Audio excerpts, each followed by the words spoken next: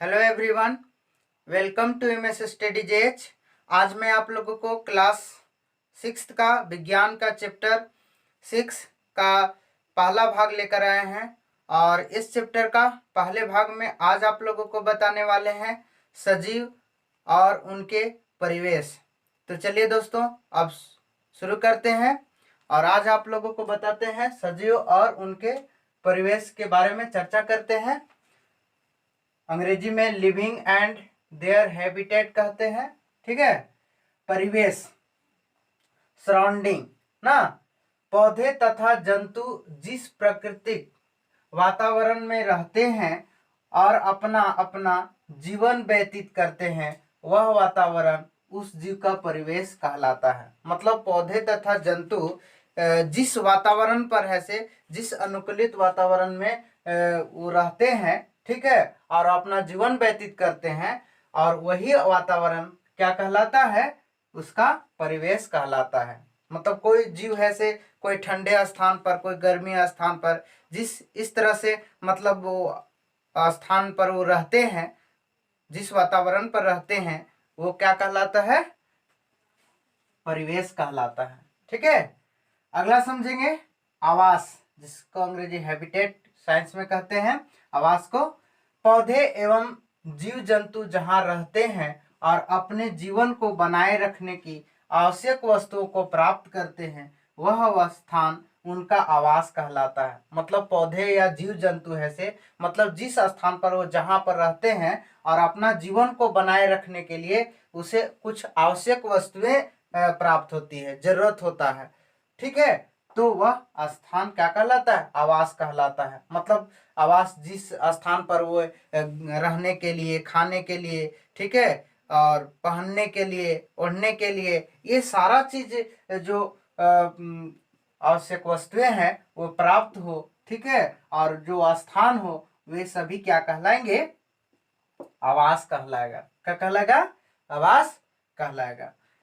अगला समझेंगे दोस्तों, जैव घटक, अंग्रेजी में बायोटिक कंपोनेंट्स कहते हैं। ठीक है, तो जैव घटक क्या है?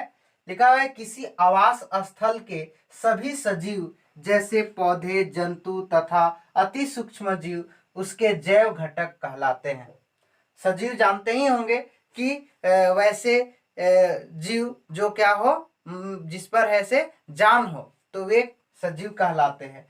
तो किसी भी वास स्थल पर, वास स्थान पर, ठीक है, सभी सजीव होंगे। ठीक है, जैसे पौधे, जंतु तथा बहुत अति सूक्ष्म छोटे छोटे जीव भी है, वे सभी क्या कहलाएंगे? जैव घटक कहलाएंगे। अगला पॉइंट है अजैव घटक, एबायोटिक कंपोनेंट्स। निर्जीव पदार्थ जैसे मिट्टी, जल, वायु, प्रकाश, ताप आदि अजैव घटक है। मतलब जो निर्जीव पदार्थ में आते हैं, जैसे मिट्टी, वायु, जल, प्रकाश, ताप, ये सभी क्या है? अजैव घटक है। ठीक है, अजैव घटक यहीं पर समझे कि जिस पर जान नहीं हो। ठीक है, अजैव, और जिस पर जान हो वाले जो वस्तुएं होगी वे जैव घटक कहलाएंगे। ठीक है, तो अजैव घटक जिसमें जान नहीं होगा, वैसे वस्तुओं को, वैसे पदार्थ को क्या कहेंगे? अजैव घटक कहेंगे। जैसे मिट्टी हो गया, जल हो गया, वायु, ये सभी में है से जान नहीं है, तो ये क्या कहलाएंगे? ये वस्तुएं अजैव घटक कहलाएंगे। अगला है पॉइंट, कहता है दोनों घटक एक दूसरे के पूरक होते हैं और एक दूसरे के लिए आवश्यक भी है। दोनों घटक है, अजैव और जैव घटक, ये दोनों एक दूसरे के पूरक है। ठीक है, अगर जैव घटक भी अगर समाप्त हो जाता है तो अजैव भी नहीं रहेगा, अजैव घटक अगर समाप्त हो जाए तो जैव घटक भी समाप्त हो जाएगा। तो इसलिए ये दोनों एक दूसरे के क्या है? पूरक है, मददगार है। ठीक है, और एक दूसरे के लिए जरूरी है, आवश्यक है। अगला पॉइंट है स्थलीय, ठीक है, टेरेस्ट्रियल आवास, जिसको स्थलीय आवास कहते हैं। जो स्थल या जमीन पर रहने वाले जो जीव होते हैं, ठीक है, और वे क्या कहलाते हैं? स्थलीय आवास कहलाता है। मतलब स्थल या जमीन पर रहने वाले जीव का आवास स्थलीय आवास कहते हैं, मतलब स्थलीय आवास कहलाता है। मतलब जो स्थल या जमीन पर जो जीव रहते हैं और जो जीव जिस स्थान पर रहते हैं वे क्या कहलाते हैं, स्थलीय आवास कहलाते हैं। ठीक है, जैसे वन या वन क्षेत्र, घास के मैदान, रेगिस्तान तथा पर्वतीय क्षेत्र, ये सभी क्या है, स्थलीय आवास है।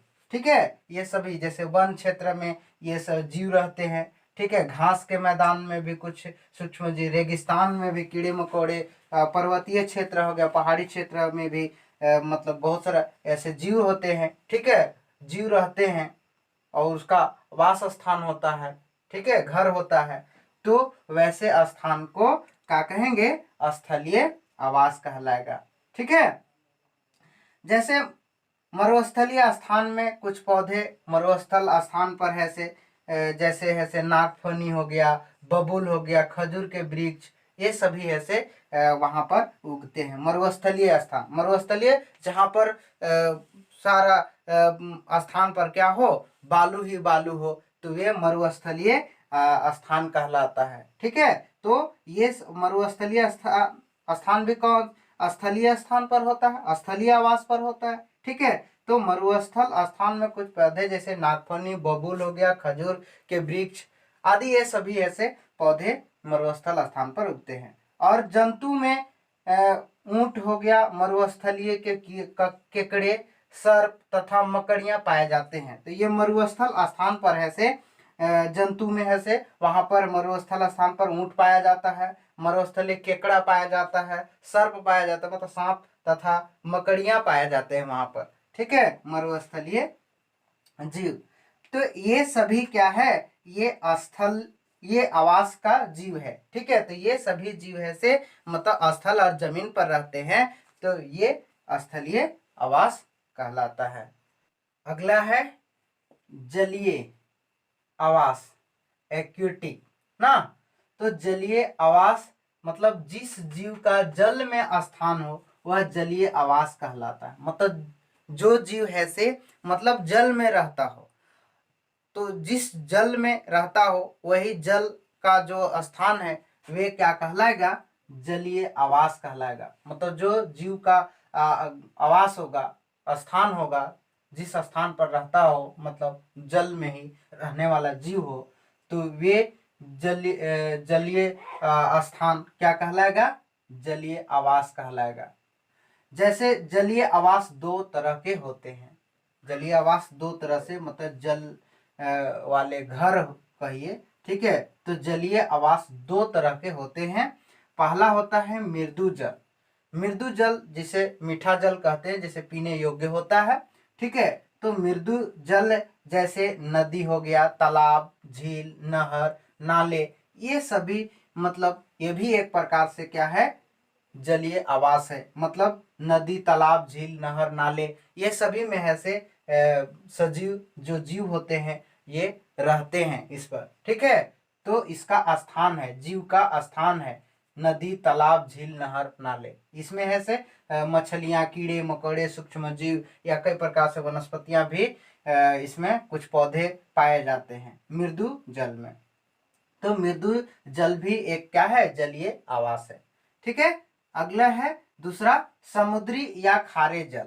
समुद्री या खारे जल जो जिसमें लवणीय जल होता है, जिसे हम लोग उसको चखेंगे समुद्री जल, तो वे लवणीय होता है। ठीक है, नमकीन होता है। तो समुद्री या खारे जल में कई प्रजाति की मछलियां, केकड़े, ऑक्टोपस, डॉल्फिन, हवेल तथा कई प्रकार की वनस्पतियां भी मिलता है।